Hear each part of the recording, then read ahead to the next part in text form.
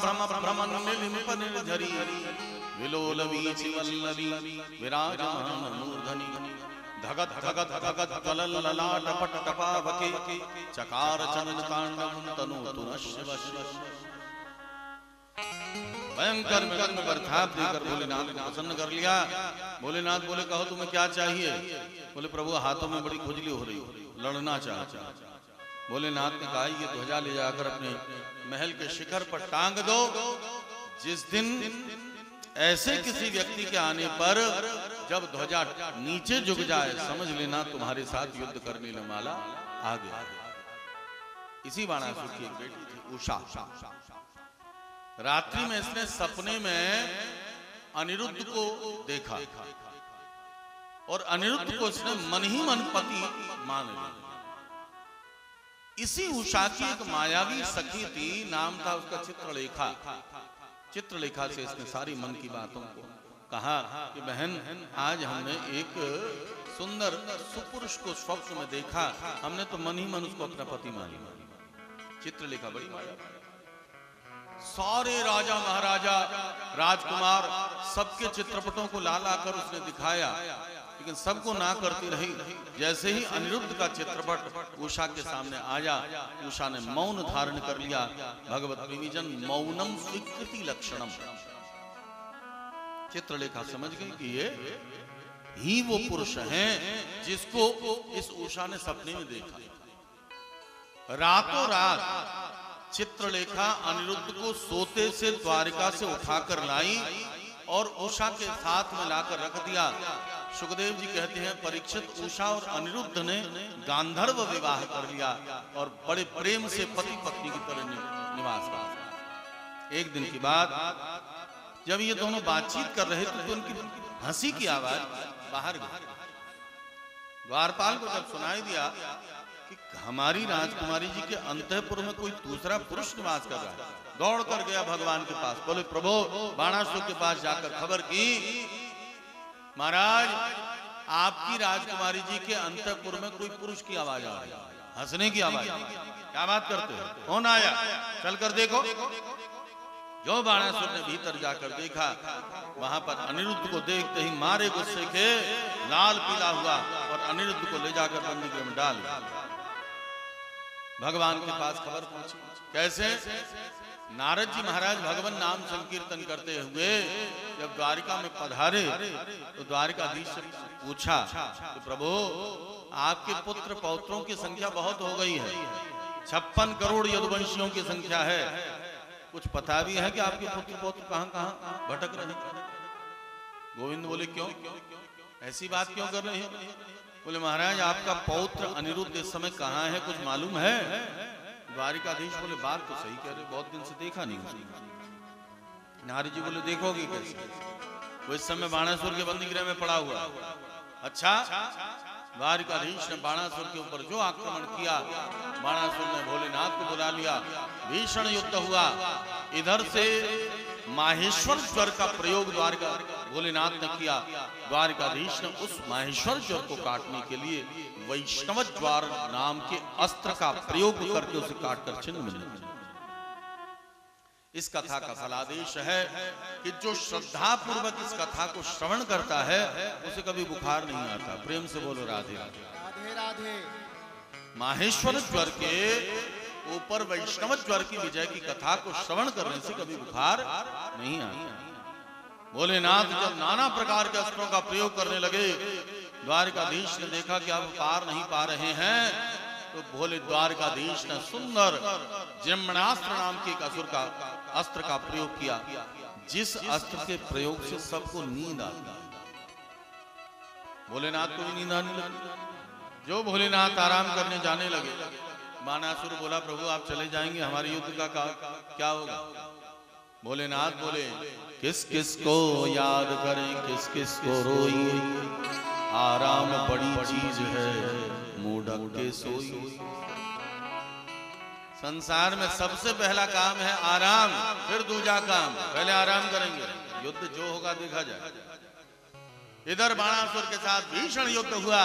द्वारिकाधीश ने 1000 भुजाओं में से केवल 4 भुजा छोड़ी, जो वो काटने जा रहे थे। इतने में बाणासुर की धर्म माता कोटरा निर्वस्त्र होकर प्रभु के सामने आ गई। द्वारकाधीश ने लज्जा के कारण अपने नेत्रों को नीचे कर लिया। बाणासुर को मौका लगा, भाग गया। इतने में भोलेनाथ आ गया, प्रभु हमारा चेला है, क्षमा कर दीजिए।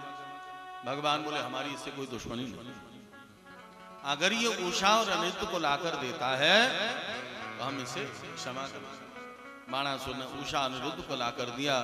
बड़े धूमधाम से सानंद पूर्वक विवाह संपन्न हुआ। बोलो द्वारकाधीश भगवान की जय। सुखदेव स्वामी कहते हैं, परीक्षित इधर एक दिन की बात श्री नारद जी महाराज के मन में हुआ कि मैं देख कर आऊं कि गोविंद भला 16,108 पत्नियों को कैसे संभालते हैं।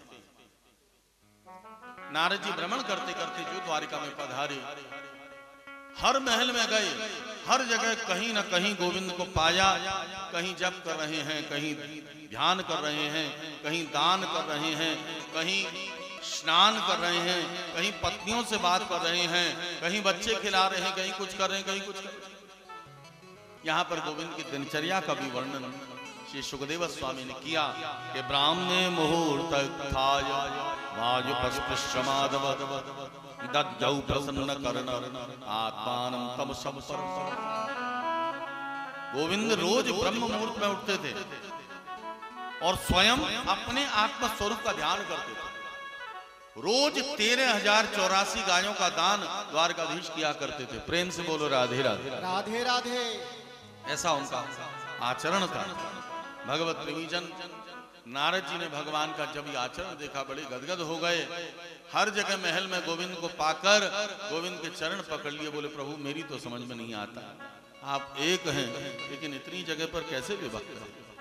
तब द्वारकाधीश बोले बेटा, पहली बार भागवत में श्री द्वारकाधीश ने गोविंद ने नारद जी महाराज को पुत्र कहकर पुकारा कि ब्रह्मन् धर्मस्य वक्ता हम कर्ता तदनुमोदिता तच्छिक्षजं लोकम इममास्थितः पुत्रमाः।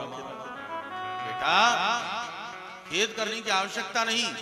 सुनो, इस संसार में जो भी कुछ दिखाई देता है सबके भीतर मैं ही धर्म, मैं ही धर्म का उपदेशक, मैं ही धर्म का अनुमोदन करता। मेरे अतिरिक्त सृष्टि में कुछ भी नहीं है, सब कुछ मैं ही हूं। इसलिए तुमने सब जगह मुझे। तब नारद महाराज गोविंद को प्रणाम करके वहां से चल पड़े। एक बार की बात, भगवत प्रेमीजन समस्त पांडवगण राजसूय यज्ञ करना चाहते हैं, लेकिन कैसे राजसूय यज्ञ संपन्न हो तो द्वारकाधीश के पास में निमंत्रण भिजवाया। भगवान जब पांडवों के पास में जाने के लिए तैयार ही हो रहे थे, इतने में जरासंध के बंदीगृह में पड़े हुए राजाओं ने भी अपना दूत भगवान के पास में भिजवाया कि प्रभु हम बड़े कष्ट में हैं। भगवान पांडवों के पास में आए, विचार विमर्श किया कि जब तक इस सृष्टि में जरासंध मौजूद है तब तक तुम इस राजसूय यज्ञ को नहीं पूरा कर सकते। तो चलो हमारे साथ। द्वारकाधीश ने भीम अर्जुन इन दोनों को ब्राह्मण का रूप धारण करा के अपने साथ ले गए जरासंध के दरबार में। जो जरासंध के दरबार में जाकर कहा द्वारपाल से, महाराज से कहो हम उनसे मुलाकात करना चाहते हैं, हम ब्राह्मण याचक हैं, कुछ मांगना चाहते हैं। जरासंध ने जैसे ही ब्राह्मणों का नाम सुना निकल कर बाहर गया। ब्राह्मणों का बहुत सम्मान करता, क्योंकि 18वीं बार जब जरासंध युद्ध करने के लिए आया तो ब्राह्मणों ने आशीर्वाद दिया था विजयी भव।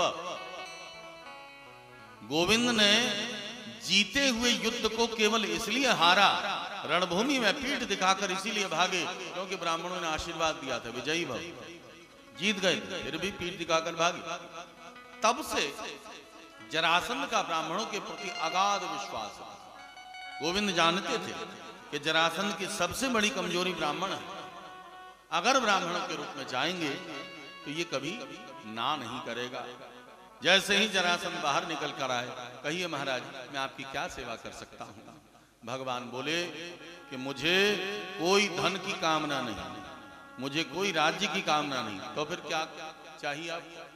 गोविंद बोले कि युद्धम नो देहि राजेंद्र द्वंद्व से यदि मन्यसे युद्धार्थिनो वयं प्राप्ता राजन्यानान्नकांक्षिणः युद्धार्थिनो वयं प्राप्ता राजन्यानान्नकांक्षिणः युद्धार्थिनो वयं प्राप्ता राजन्यानान्नकांक्षिणः। महाराज हम युद्ध करना चाहते हैं। जरासंध बोला ब्राह्मण होकर तुम युद्ध करना चाहते हो, इसका मतलब तुम ब्राह्मण हो। सच बताओ तुम कौन हो? गोविंद बोले मैं द्वारकाधीश, पहचाना नहीं?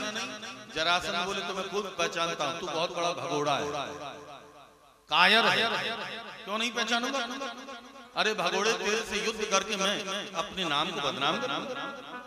द्वारकाधीश बोले ठीक है कि अर्जुनो न भवेत् योद्धा भीमस्तुल्य बलो। अर्जुन की गांडीव की काटनी, लेकिन इसके साथ हमारा युद्ध नहीं हुआ। भीम हमारे जोड़। युद्ध शुरू हुआ, 27 दिनों तक इतनी उठा पटक चली, भगवत प्रेमी जन धोबी अपने कपड़े उतने नहीं पीटता होगा जितना जरासंध ने भीम की पिटाई।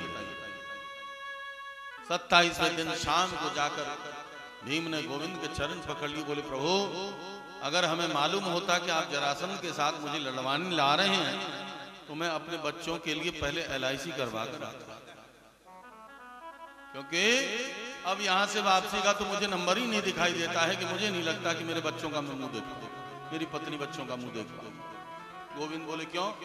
तुम्हें अपने पुरुषार्थ पर बहुत अभिमान है ना, तुम्हें अपने पुरुषार्थ पर बहुत भरोसा है, तो जब तक अपने पुरुषार्थ पर अभिमान हो तब तक मैं कुछ नहीं करता हूं। अब तुम मेरे पास आए हो, कल तुम मेरी तरफ देख लेना, तुम्हें समाधान मिल जाएगा। अगले दिन आरंभ हुआ, जो जरासंध ने पिटाई आरंभ की, भीम को याद आई, तुरंत गोविंद की तरफ दृष्टिपात किया। गोविंद ने एक तृण के 2 अंश करके दोनों तरफ फेंक दिए। भीम समझ गया, पैर पर पैर चढ़ाकर जो उसके 2 हिस्से किए और दोनों भागों में फेंक दिया, जरासंध मारा गया। बोलिए भक्तवत्सल भगवान की जय। द्वारकाधीश को राज्य का लोभ था नहीं, जरासंध के बेटे को ही राज्याभिषेक किया और वहां से चला। भगवत प्रेमी जन, ये आत्मा और अनात्मा की गंती है। जरासंध कौन है? ये आत्मा और अनात्मा की गंती है। इस आत्मा और अनात्मा की ग्रंथि को जब तक गोविंद की कृपा का कुठार नहीं होगा तब तक नहीं काटा जा सकता। प्रेम से बोलो राधे राधे।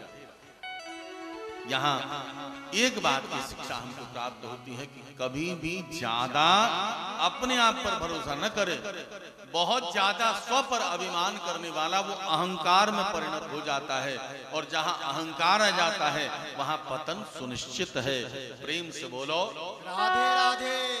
हम किस बात पर अभिमान करें? रूप पर ढलने वाला है, धन पर समाप्त होने वाला है, पद पर छिनने वाला है, विद्या पर विस्मृत होने वाला है, तो आखिर किस बात पर अभिमान करें?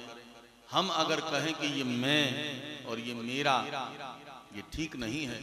भगवत प्रेमी जन, मैं और मेरा हम कह भी तब रहे हैं जब स्वयं गोविंद हमारे भीतर सूक्ष्म रूप से मौजूद है, कारण रूप से मौजूद है। तभी जाकर हम ये कह सकते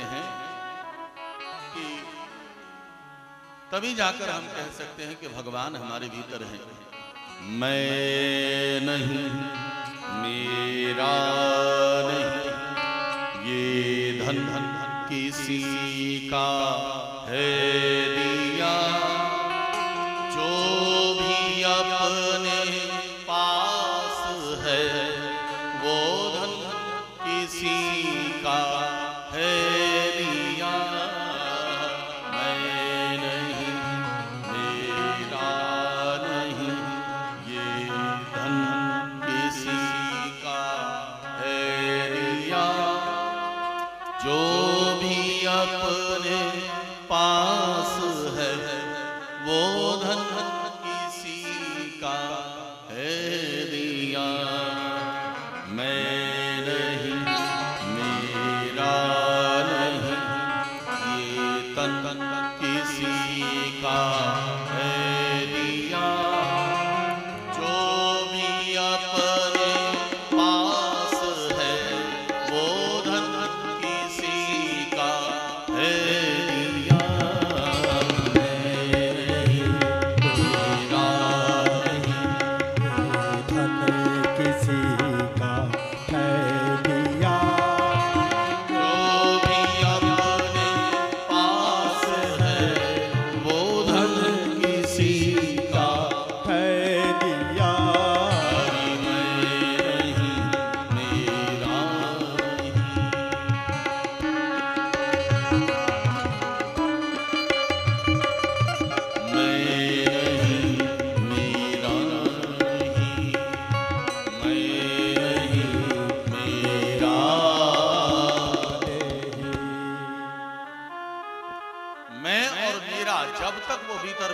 तभी कह पाता। जरासंध का वध करने के पश्चात गोविंद पांडवों के बीच में आए। राजसूय यज्ञ में भगवान की अग्र पूजा हुई। शिशुपाल प्रभृति राजाओं को बड़ी ईर्ष्या हुई। शिशुपाल भरी सभा में बोला, हम हमारे जैसे राजाओं के रहते भला इस ग्वाले की अग्र पूजा हो, ये हमको कैसे बर्दाश्त? ये हमारा अपमान है। बड़ी सभा में शिशुपाल ने भगवान को जब अपशब्द कहे, गोविंद ने 100 अपराध क्षमा करने के पश्चात सुदर्शन चक्र से मस्तक को छेदन किया। श्रीअंग से दिव्य ज्योति निकली, गोविंद के श्रीअंग में विलीन हो गई। सारी सृष्टि ने जय जयकार किया। बोलो द्वारकाधीश भगवान की जय। शिशुपाल को दिव्य सदगति हुई। भगवत प्रेमी जन, जिस समय महाभारत के युद्ध की पूर्व संध्या थी, बलराम जी महाराज ने निर्णय किया कि हम किसी के पक्ष में नहीं जाएंगे, न पांडवों के पक्ष में जाएंगे और न कौरवों के पक्ष में जाएंगे। पांडवों के पक्ष में जाएं तो मेरा शिष्य दुर्योधन रुष्ट हो जाएगा, और कौरवों के पक्ष में जाऊंगा तो मेरा छोटा भाई कृष्ण रुष्ट हो जाएगा। निर्णय किया कि मैं कहीं नहीं, तीर्थाटन को चल पड़ा। तीर्थाटन करते करते श्री बलराम जी महाराज नैमिषारण्य में पहुंचे। नैमिषारण्य सूत जी महाराज प्रधान व्यास गादी पर विराजमान होकर शौनक आदि ऋषियों को दिव्य कथा सुना। अब व्यास गादी की मर्यादा है, जो व्यासपीठ पर बैठा है वो साक्षात विष्णु स्वरूप है। व्यासपीठ पर विराजमान वो साक्षात नारायण का स्वरूप है। बलराम जी महाराज ने क्रोधाविष्ट होकर उसका माथा ही काट डाला। जो सूत जी का वध किया। शौनक आदि ऋषि बोले, महाराज हम इतनी सुंदर कथा का पान कर रहे थे, आपने उसमें भिक्षित। बलराम जी बोले, आप प्रायश्चित के लिए जो कहेंगे, प्रायश्चित के लिए आप जो कहेंगे हम उसे मानने को तैयार हैं। हम कदाचित जैसा आदेश करेंगे हम वैसा स्वीकार करेंगे। बोले ठीक है, भारतवर्ष में जितने तीर्थ हैं उन सारे तीर्थों का भ्रमण आपको करना है। बलराम जी महाराज ने रोमहर्षण के पुत्र उग्रश्रवाजी महाराज को प्रधान व्यास गादी पर विराजमान किया।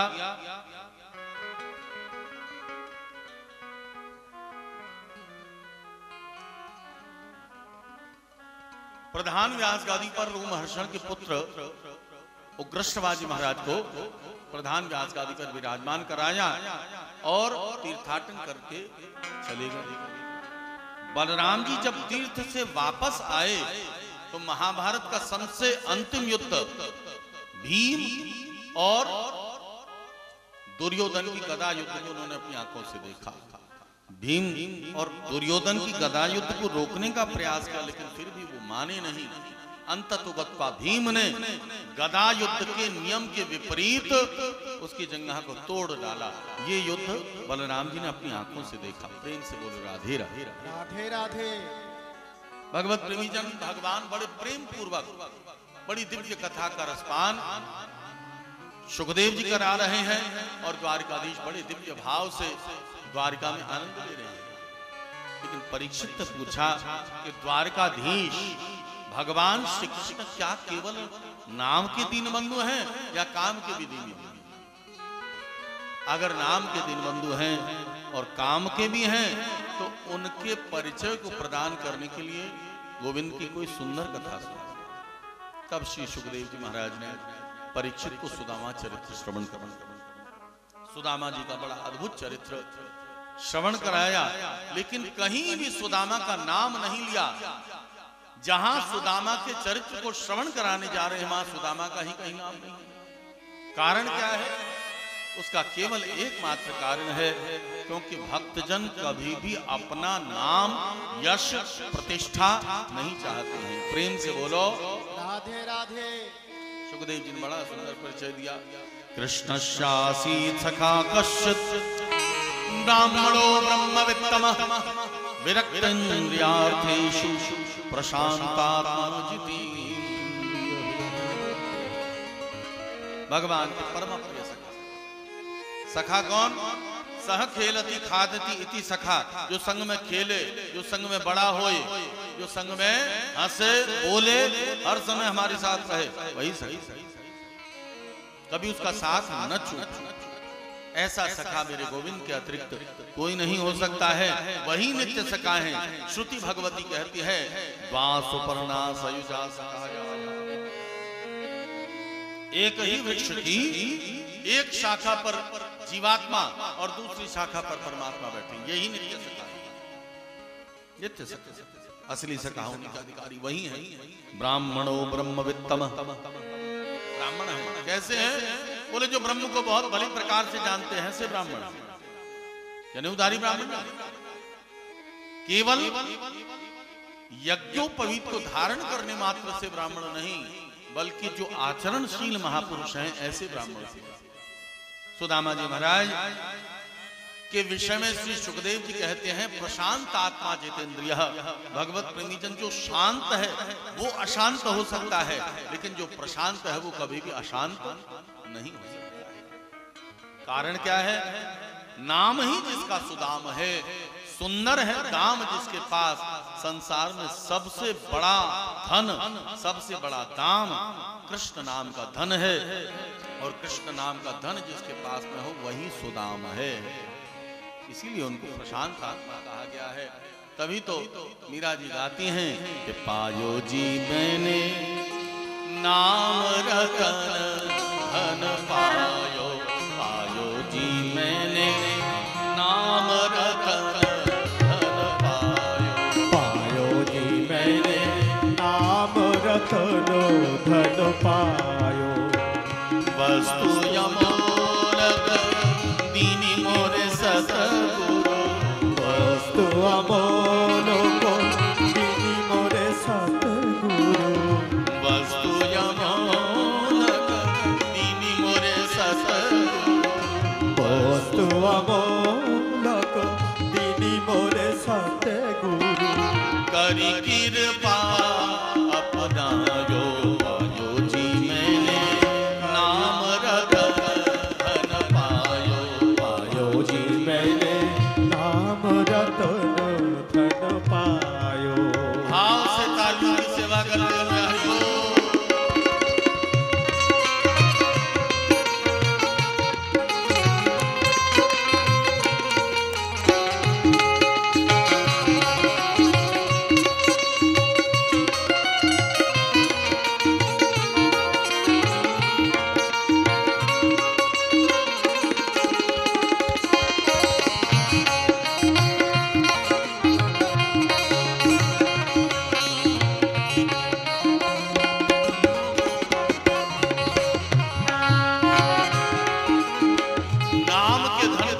खर्चोगे सवा गुना होकर मिलेगा।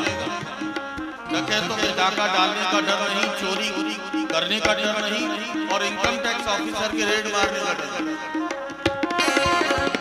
खर्च नहीं कोई चोर न लेवे, खर्च नहीं कोई चोर न लेवे, खर्च नहीं कोई चोर न लेवे, खर्च नहीं कोई चोर न लेवे, चोर न लेवे, आहा चोर न लेवे, आहा चोर न लेवे, आहा चोर न लेवे, चोर न लेवे, आहा चोर न लेवे, चोर न लेवे, हाँ चोर न लेवे, अरे चोर न लेवे, आहा चोर न लेवे, हाँ चोर न लेवे, हाँ चोर न लेवे, आहा चोर न लेवे, आहा चोर न लेवे, हाँ चोर न लेवे, हाँ चोर न लेवे, खर्च नहीं कोई चोर न लेवे, खर्च नहीं कोई चोर न लेवे, दिन दिन बढ़त सफायो, पायो जी मैंने दिन दिन बढ़त सफायो, पायो जी मैंने नाम रतन धन पायो,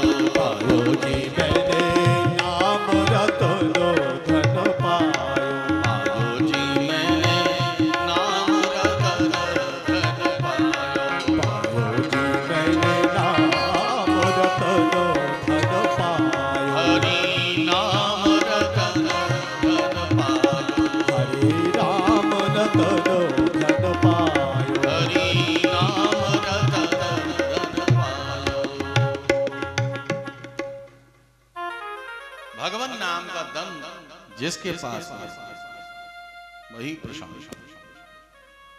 सुदामा की जितनी प्रशंसा करी, संपूर्ण श्रीमद् भागवत में बड़े बड़े राजा महाराजा राजर्षि विप्रषि की उतनी नहीं करी है। प्रेम से बोलो राधे राधे। राधे राधे। प्रशांत सर्वदा भगवान नाम में स्थित रहते हैं, बड़े आनंद में। भक्तमाल की कथा है कि सुदामा के नगर में अकाल पड़ा। भगवत प्रेमी जन, भगवान का संकल्प है। राम जी ने समुद्र का जल अपने हाथ में लेकर ये संकल्प लिया कि सक्सदेव प्रपन्नाय तवास्मीति च याचति अभयम सर्वभूतेभ्यो ददामि तद्व्रतम्। समुद्र का जल चूंकि कभी नहीं सूखता है, इसीलिए समुद्र के जल को लेकर संकल्प लिया कि मेरा व्रत है कि मैं सारे भक्तों को अभय दान करूं।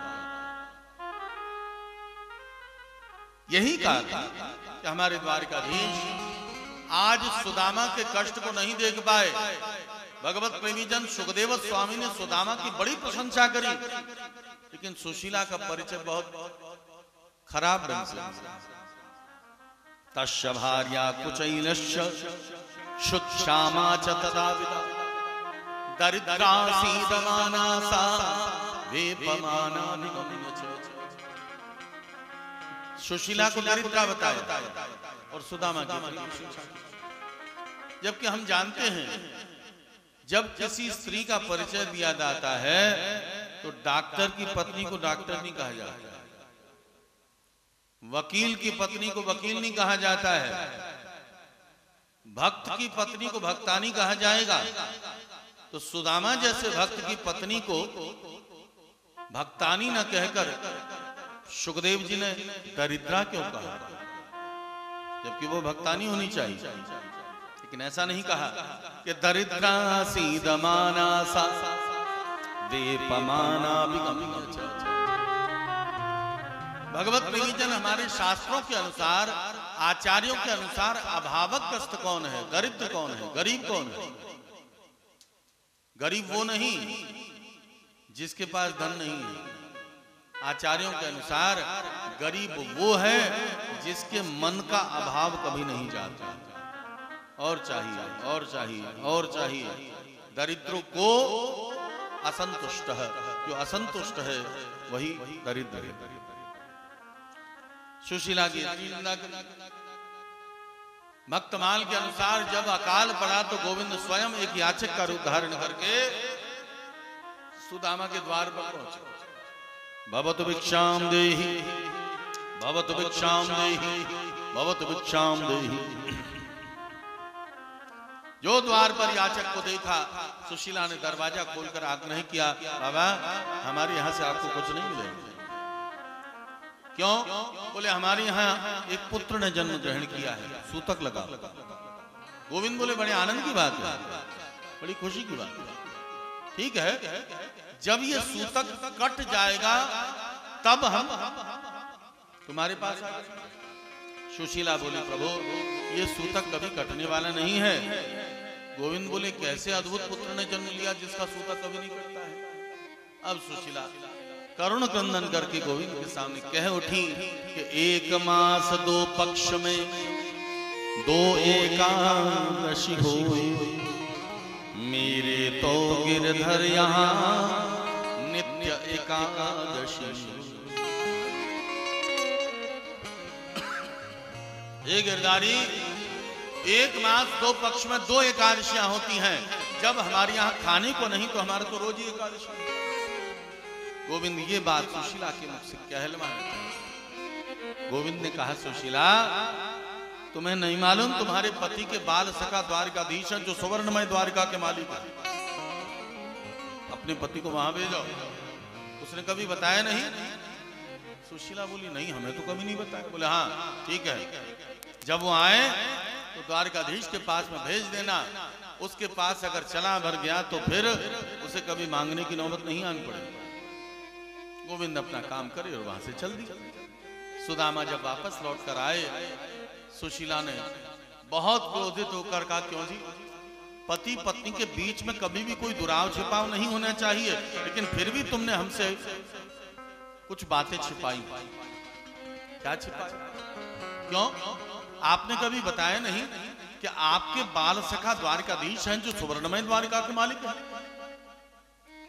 सुदामा बोले, सुशीला क्या कहूं, बचपन का बाल सखा आज सोने की द्वारिका का मालिक है, वो कहां पहुंच गया और मैं कहां रह गया, इस संकोच में मैंने कभी कहा ही नहीं। ठीक है, ये तो बड़े आनंद की बात है, मित्र अगर उन्नति करे तो बड़ी खुशी की बात है। चलो कोई बात नहीं, कम से कम तुम उसके पास में जाकर कुछ याचना तो कर सकते हो। सुदामा बोले, बस सुशीला, मैंने इसी के कारण तुमसे ये नहीं कहा था कि मेरा द्वारिकाधीश मेरा मित्र है।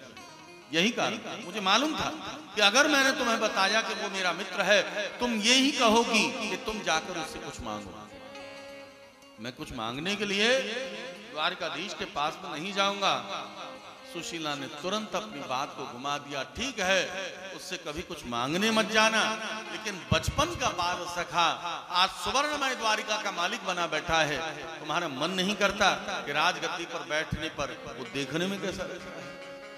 सुदामा बोले, सुशीला तुम सही कहती हो, बहुत दिन से मन हो रहा है कि मेरे कन्हैया को मैं देखूं कि राजगद्दी पर बैठने पर लगता कैसा है, लेकिन हिम्मत नहीं होती है।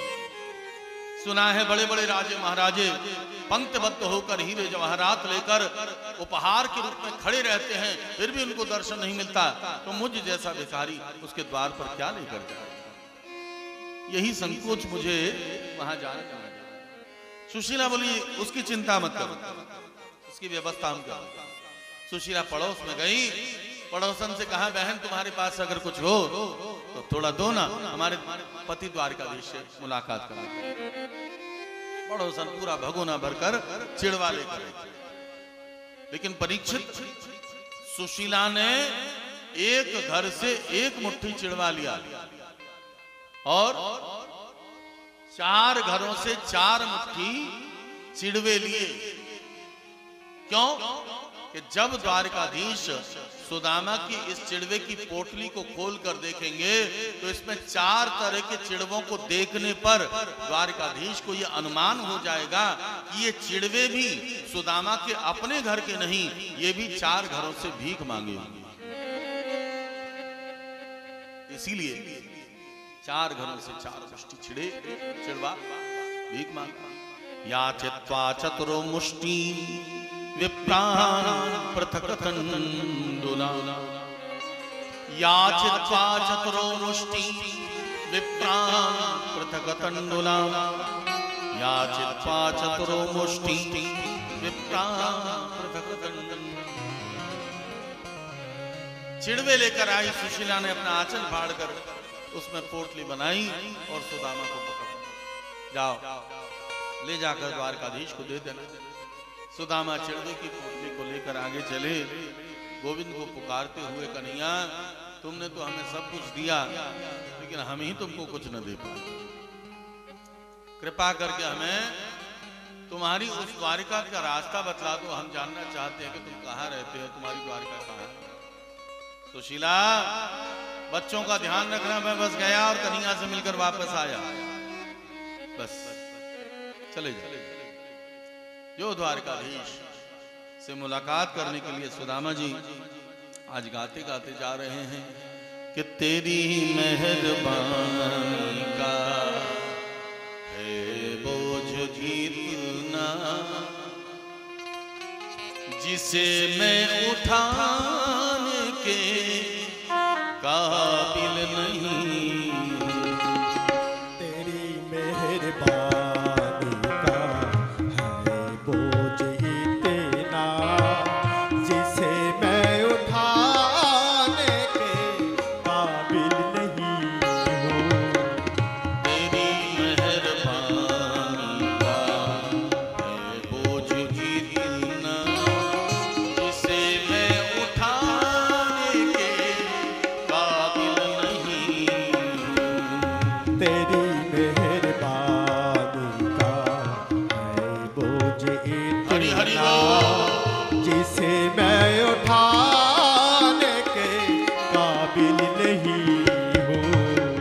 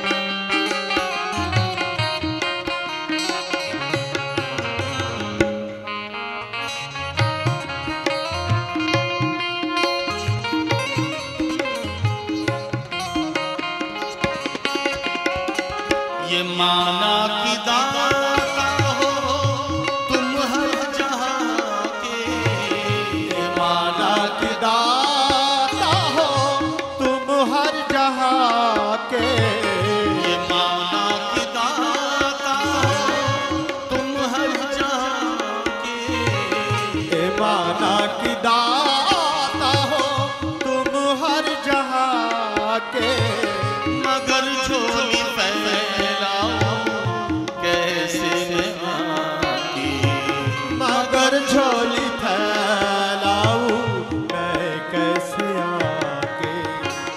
जो पहले दिया है वही कम नहीं है, जो पहले दिया है वही कम नहीं है, उसी को चुकाने के काबिल नहीं हो, उसी को चुकाने के काबिल नहीं हो। तेरी मेहरबानी है बोझ इतना, जिसे मैं उठाने के काबिल नहीं हूँ। तेरी मेहरबानी का है बोझ इतना, जिसे मैं उठाने के काबिल नहीं हूँ। हरि बोल।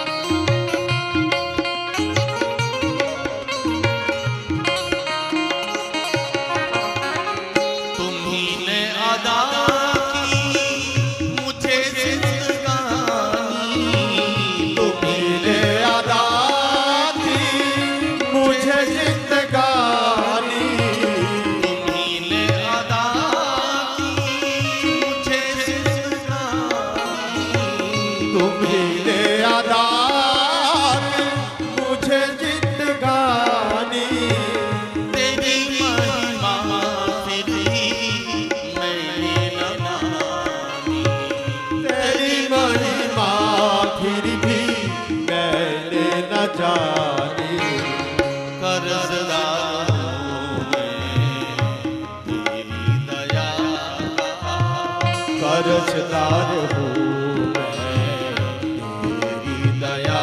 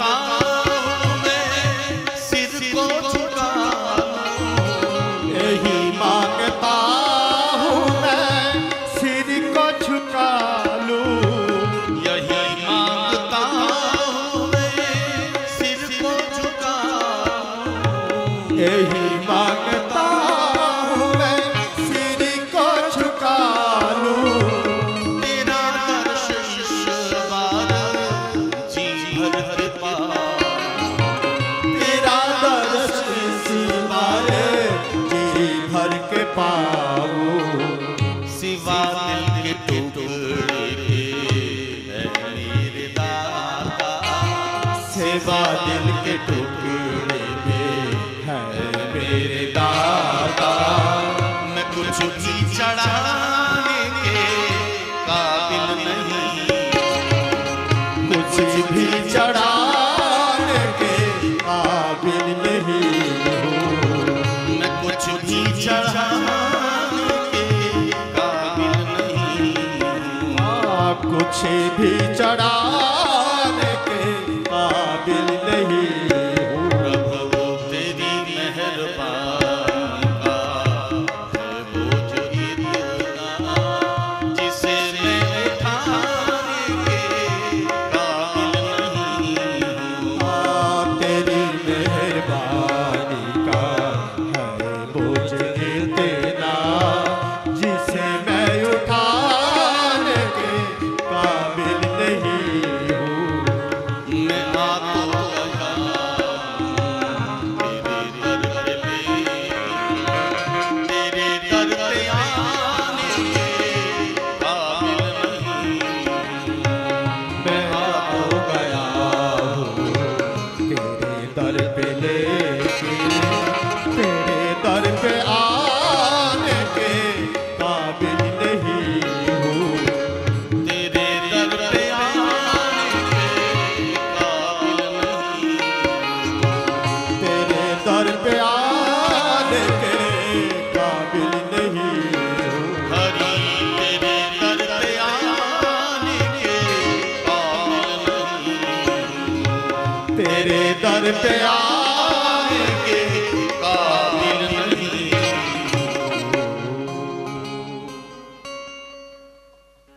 सुदामा जी गोविंद को पुकार दे रहे हैं। भक्तमाल की कथा, स्वयं गोविंद ने रास्ता दिखाकर सुदामा को समुद्र के किनारे तक पहुंचा। एक नाविक दिखाई दिया, सुदामा ने उसको बुलाया, अरे भैया हमें द्वारिका पहुंचा दोगे? बोले हाँ हाँ बाबा चलो। लेकिन हमारा मेहनताना क्या होगा, पारिश्रमिक क्या होगा? सुदामा बोले हमारे पास देने को कुछ नहीं, ऐसे कैसे ले जाएंगे? बिना मेहनत आने के हम भला आपको ले जाएं तो हमारी गृहस्थी चलेगी? तो तेरी मर्जी भैया। तब हम यहीं खड़े। थोड़ी देर बाद न जाने उस नाविक को क्या हुआ, नाविक सुदामा के पास में आया, बाबा कहाँ जाना चाहते हो? बोले द्वारका। चलोगे? बोले हाँ हाँ इसी के लिए तो हम तैयार हैं, चलो पहुंचा। सुदामा बोले देख भैया हमारे पास में देने को कुछ नहीं है, अगर बिना दिए तू पहुंचा दे तब तो ले चल, खबरदार मुझसे कुछ मांगना मत। नाविक बोला बाबा किसी ने मांगा क्या आपसे? चलो तो सही पहुंचा देंगे। नाविक ने द्वारिका के किनारे सुदामा को उतारा। सुदामा लाठी टेकते हुए जो द्वारिका की तरफ आगे बढ़े, नाविक ने पीछे से बुलाया, ए बाबा बाबा ओ बाबा। सुदामा बोला भैया क्या हुआ? अरे आपने हमारा मेहनताना नहीं दिया, मजदूरी नहीं दी। सुदामा बोले क्या बात करता है, पहले ही तय हो चुका था कि मेरे पास में देने को कुछ नहीं, मैं कुछ नहीं दे सकता। तब तू मुझे शर्त पर लेकर आया कि मैं कुछ नहीं दूंगा, और अब उतरने के बाद तू मुझसे मांग करता है, ये बात ठीक नहीं है। नाविक बोला बाबा मैं बिना लिए आपको जाने नहीं दूंगा। सुदामा बोले भैया हाथ जोड़कर कहता हूं मेरे पास में मेरी दरिद्रता, मेरी गरीबी के अलावा कुछ भी नहीं है, सच कहता। नाविक बोला बाबा जब तुम्हारे पास में देने को कुछ नहीं है तो चलो जो है बस वही दे जाओ, दरिद्रता ही देकर चले जाओ। सुदामा धन्य धन्य कहते हैं, धन्य है द्वारिकाधीश तेरी नगरी को धन्य, तेरे नगर वासियों को धन्य और तेरे नगर को प्रणाम, कोटि कोटि प्रणाम। सुदामा आज लाठी टेकते हुए आगे बढ़े। दिव्य द्वारिका को देखकर मंत्रमुग्ध हो गए, व्यामोहित हो गए। आप कहेंगे कि सुदामा को क्या धन का आकर्षण था? सोने की द्वारिका को देखकर आकर्षण? नहीं, सुदामा को धन का आकर्षण नहीं। सुदामा पहले ही सुशीला से कह चुके हैं, अरे सुशीला, औरन को धन चाहिए बावरी, बावन को धन केवल भिक्षा। औरन को धन चाहिए बावरी, बामन को धन केवल भिक्षा। ब्राह्मण को केवल भिक्षा के धन पर ही संतुष्ट रहना चाहिए। तो जो सुदामा आने से पहले सुशीला से ये कह चुके हैं कि मुझे धन की आवश्यकता नहीं, वो सुवर्णमय द्वारिका को देखकर क्यों मंत्रमुग्ध हो गए, क्यों व्यामोहित हो गए, क्यों आकर्षण में पड़ गए? भगवत प्रेमीजन, सुदामा को धन का आकर्षण नहीं है, सुदामा को धाम का आकर्षण। ये द्वारिकापुरी 7 मोक्षदायिनी पुरियों में से एक पुरी है, ये धाम का आकर्षण, धन का नहीं। प्रेम से बोलो राधे राधे। अजी साहब थोड़ा जोर से बोलिए राधे राधे। सुदामा लाठी टेकते हुए आगे पहुंचे। भागवत के अनुसार सुदामा जी महलों में सीधे चले गए, लेकिन भक्तमान के अनुसार द्वारपाल से जाकर कहा कि कहो महाराज से सुदामा मिलना चाहता। द्वारपाल ने द्वारकाधीश से जाकर विनती की। द्वारकाधीश उस समय सब रानियों से बात कर रहे हैं। प्रभु, शीश पगाना जगा तन पे, प्रभु जानी को आही बसे के ही रामा। अरे धोती पट्टी से लगी दो पटोला रुपायों का नहीं सामा। धोती पट्टी से लगी दो पट्टी और पायों का नहीं सामा। धोती पट्टी से लगी दो पटोला रुपायों का नहीं सामा। धोती पट्टी से लगी दो पट्टी और पायों का नहीं सामा। शीश पगाना जगा तन पे,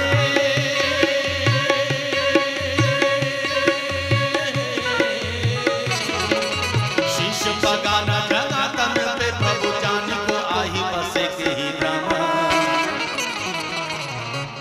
धोती फटी सी लगी दो पटिया रुपायों का नहीं सामा। धोती फटी सी लगी दो पट्टी और पायों का नहीं सामा। अरे धोती फटी सी लगी दो पटिया रुपायों का नहीं सामा। धोती फटी सी लगी दो पट्टी और पायों का नहीं सामा। द्वार खड़ी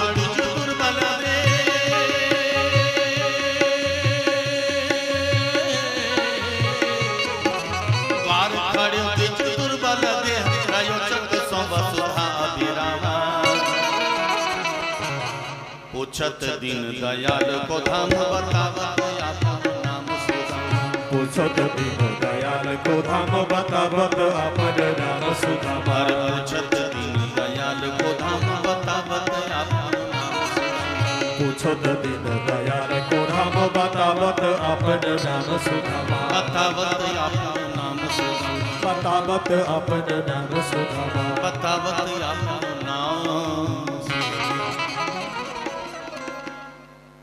जो सुदामा का नाम सुना, द्वारकाधीश रानियों से बातचीत कर रहे थे। जो सुदामा का नाम सुना, कहाँ उनकी उत्तरीय, कहाँ उनके चरण पादुका, कहाँ उनकी मुरली। दौड़े सुदामा सुदामा सुदामा कहकर दौड़े। जो सुदामा को जाकर आलिंगनबद्ध किया, सारी सृष्टि ने जय जयकार करी। बोलिए द्वारकाधीश भगवान की जय। बोलो द्वारकाधीश भगवान। द्वारकाधीश सुदामा को अपने साथ में लेकर आ रहे हैं। सारी सृष्टि मंत्रमुग्ध होकर देख रही है। कौन आया? ऐसा कौन विशेष अतिथि आया जिसको स्वयं द्वारकाधीश हाथों से पकड़ कर लाए? सुदामा को लाए अपने महलों में, और द्वारकाधीश ने सुदामा को अपने सिंहासन पर लाकर बिठा दिया। सुदामा बड़े संकोच में हैं। नहीं नहीं, मुझे सिंहासन पर नहीं बैठना, नहीं, आपको बैठना ही पड़ेगा। यहां मैं जैसा कहता हूं आपको वैसा ही मानना पड़ेगा। सुदामा द्वारकाधीश के इस हठ के आगे नतमस्तक हो गए। आज सुदामा को द्वारकाधीश ने रत्न सिंहासन पर विराजमान कराया, बिठाया। सारी रानियां आंखें फाड़ कर देख रही हैं, इस भिखारी को भगवान ने अपने सिंहासन पर लाकर बिठाया। बहुत पीड़ा हो रही है। भगवत प्रेमीजन, गोविंद बोले देखो हमारे यहाँ ब्राह्मण देवता आए हैं, जाओ ब्राह्मण देवता के चरणों को धुलाने के लिए जल लेकर आओ। सब रानियां दौड़ी जल लाने के लिए, लेकिन जब तक वो जल लेकर आती तब तक गोविंद ने अपने नेत्रों के जल से सुदामा के चरणों को धो डाला कि ऐसे बिहाल बिवाइन सो, और ऐसे बिहाल बिवाइन सो, मग कंटक जाल लगे पुनि जोए। अरे हाय महादुख पायो सखा तुम आए तैन की तैन कोई। हाय महादुख पायो सखा तुम आए तैन की तैन कोई। हाय महादुख पायो सखा तुम आए तैन की तैन कोई। हाय महादुख पायो सखा तुम आए तैन की तैन कोई। देखिए सुदामा की दीन दशा,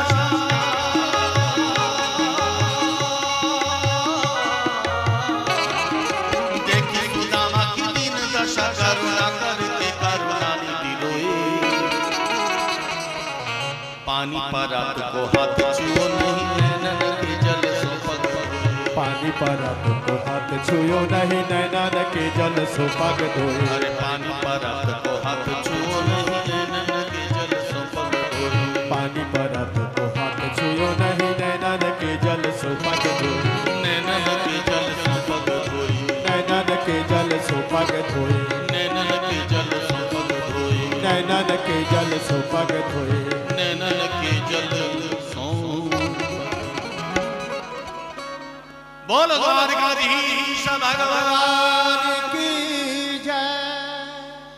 गोविंद ने सुदामा के श्री चरणों को अपने नेत्रों के जल से ही अभिषेक कर दिया। गोविंद सुदामा से बोले सुदामा, लगता है तुमने कभी हमें अपना दोस्त माना है, नहीं अपना मित्र नहीं माना। अगर मित्र मानते, जिनके पास चावल की रोटियां अपने घरों में अपने पास में रखी, अंत में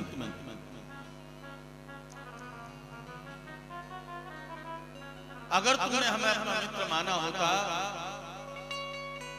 कभी भी इतने कष्ट में हो, इतनी बीमारियां देखकर मुझे लगता है कि दुख में हो, कष्ट में हो, लेकिन मेरे पास नहीं आए।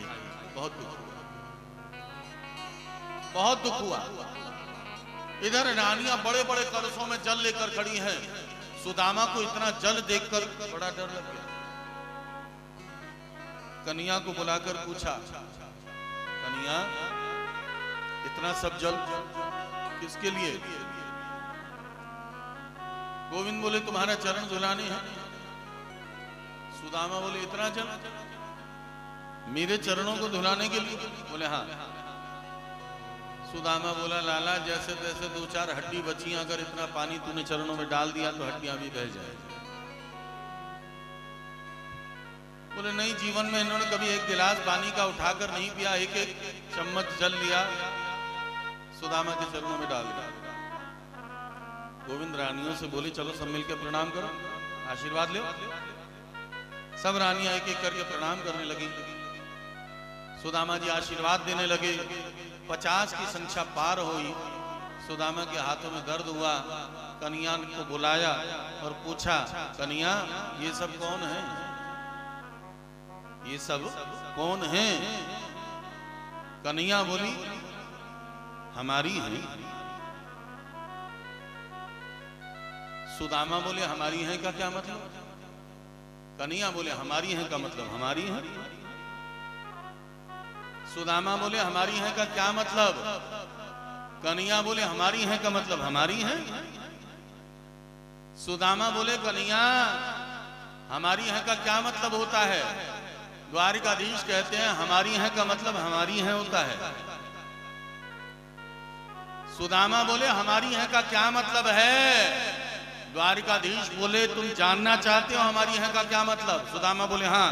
तो सुनो, हमारी है का मतलब है ये सब मेरी हैं, मेरी हैं, मेरी। अब हुई तसल्ली, अब हुई शांति। सुदामा बोले बाप रे बाप, इतनी लंबी लाइन सब तुम्हारी हैं? बोले सब हमारी हैं, एक आध नहीं, 16,108। सुदामा के बाल खड़े हो गए, एक सुशीला से मेरे सारे बाल उड़ गए और 16,100। बाप रे बाप, कैसे संभालते हो? बोले सब गोविंद की, सब द्वारिकाधीश, सब भगवान की कृपा, जो देता है वो संभालने की ताकत देता है। अच्छा भैया, इतनों को आशीर्वाद अगर हमने दिया तो हमारा तो हाथ ही उकड़ के गिर जाएगा। एक काम करो, तुम इनकी तरफ से मुझे मुझसे आशीर्वाद। सुखदेव जी कहते हैं आज भक्त का अधिकार देखो, प्रभाव देखो कि अनंत कोटि ब्रह्मांड नायक भी भक्त के आगे नतमस्तक होकर भक्त के हाथों आशीर्वाद ले रहा है। सुदामा जी ने आशीर्वाद दिया, कुछ पल प्रसाद पाया। अब कहने का ढंग है, सुदामा चाहते हैं कि कन्हैया के साथ कुछ समय बिताएं, लेकिन कहने का ढंग है। बोले अच्छा कन्हैया अब हमें आज्ञा दो, क्योंकि सुदामा जानते थे कि अगर जाने के लिए कहूंगा तो कन्हैया कहेंगे अभी तो आए हो, 2-4 दिन ठहर जा, बहुत दिन बाद मिले। बस इसीलिए सुदामा ने कन्हैया से कहा अच्छा कन्हैया अब हमें आज्ञा दो, भैया हमारी ब्राह्मणी इंतजार कर रही होगी, बच्चे बहुत छोटे बेचारे रो रहे होंगे, इंतजार कर रहे हैं। कन्हैया बोले अच्छा जाना चाहते हो? बोले हाँ जाओ, लेकिन भगवत प्रेमी जन द्वारिकाधीश ने जब ये सुना कि सुदामा की भी विवाह हो चुका है, तब सुदामा जी से कन्हैया ने पूछा क्यों भैया, हमारे पास में जो कुछ है वो तो हमने दिया, लेकिन हमारी भाभी जी ने हमारे लिए क्या दिया? सुदामा बड़े संकोच में पड़ गए, रानियों को देखा, महल को देखा, अपने आप को देखा, क्या करें क्या न करें समझ नहीं आता। तब चिड़वे की पोटली को छिपा ली। द्वारकाधीश बोले सुदामा तुम्हारी बचपन की आदत गई नहीं? बचपन में गुरु माँ जो चने दिया करती थी वो तुम अकेले खा जाते थे, आज भी अकेले खाने की इच्छा। जबरदस्ती छुड़ाया, और जो छुड़ाया पहला ग्रास सुदामा ने अपने मुंह में भरा। भगवत प्रेमी जन पहला ग्रास भरते ही ऊपर के 7 लोग दे डाले, अतल भू भुव मह जन तप सत्य। दूसरा ग्रास जो भगवत प्रेमी जन भगवान ने अपने मुख में डाला, दूसरे ग्रास के लेते ही नीचे के 7 लोग दे डाले, अतल वितल सुतल तलातल रसातल महातल और पाताल। चतुर्दश भवनात्मक संपूर्ण सृष्टि को मात्र 2 ग्रास में जब दे डाला, तीसरा ग्रास द्वारकाधीश अपने मुंह में डालने ही वाले थे कि इतने में रुक्मिणी ने हाथ पकड़ लिया कि मुट्ठी तीसरी भरत ही रुक्मिणी पकड़ी बाह, ऐसी तुम्हें कहा भई संपत्ति की अनुचार। कही रुक्मिणी कान में यह कौन मिला, करत सुदामा ही आप सो और हो तो सुदामा। ये कैसी मित्रता है जहां सुदामा को द्वारकाधीश के समान वैभव दिया जा रहा है और द्वारकाधीश सुदामा की तरह दरिद्र बन रहे हैं। भगवत प्रेमी जन सुदामा ने कन्हैया से आग्रह किया अच्छा कन्हैया अब हमें आज्ञा दो, हम चलने। कन्हैया बोले सावधानी से जाना, अच्छे से जाना, जंगल में बहुत जंगली जानवर मिलेंगे, उनसे बचते बचाते जाना। और वहां जाकर मेरा एक आग्रह है कि भाभी जी को हमारा प्रणाम बोलना, बच्चों को हमारा प्यार बोलना। सुदामा मन मन में सोचते मारे कन्हैया तू भी बड़ा अजीब आदमी है, जब आए तो खाली पैर दौड़कर मुझे हाथों से पकड़कर लाकर सिंहासन पर बिठाया, और जब जा रहे हैं तो एक बार भी नहीं कहता है कि नहीं 2-4 दिन ठहर जाए। बहुत अजीब। सुदामा लाठी टेकते हुए आगे को चल रहे हैं और पीछे मुड़कर इस अपेक्षा में है कि शायद कन्हैया मुझे रोकेगा। फिर से सुदामा ने मुड़कर कन्हैया को पुकारा, अच्छा कन्हैया चलते हैं? बोले हाँ हाँ, सावधानी से जाना, आराम से जाना, और वहां जाकर खबर करना, भाभी जी को हमारा प्रणाम बोलना, बच्चों को हमारा प्रणाम। सुदामा मन में सोचते हैं कि हमारे सामर्थ्य के अनुसार तो हमने द्वारिकाधीश को दिया, लेकिन द्वारिकाधीश ने हमें तो कुछ नहीं दिया। अगर सुशीला ने मुझसे कुछ मांग लिया क्या हो? भगवत प्रेमीजन, भक्त का यही प्रभाव है, भक्त की यही मनस्थिति है कि भक्त हर परिस्थिति में भगवत कृपा का अनुभव करता है, हर परिस्थिति में भगवत कृपा का अनुभव करता है। मिले तो भगवत कृपा, न मिले तो भगवत कृपा, सदैव भगवत कृपा का अनुभव करता है। सुदामा बोले ठीक है, सब लोग खड़े मत होइए प्लीज, सब लोग अपनी अपनी जगह पर बैठ जाइए। सुदामा लाठी टिकते हुए आगे को चलने लगे। न मिला तो कोई बात नहीं, सुशीला से कह दूंगा कि बहुत दिया था लेकिन रास्ते में डकैतों ने लूट लिया। शायद गोविंद ने मुझ निर्धन पर कृपा करने के लिए मुझे धन नहीं दिया कि अधन हो यम धनम प्राप्तो मात्यन्नोच्चैनमास्मरि इति कार्मिको नूनम धनम मे भूरिना। मैं निर्धन धन को प्राप्त करके धन के मद में मतवाला न हो जाऊं, इसलिए गोविंद ने मुझे धन दिया। सुदामा लाठी टेकते हुए जो अपने गांव में पहुंचे, आज वो गांव गांव नहीं शहर में बदल गया। प्रेम से बोलो राधे राधे।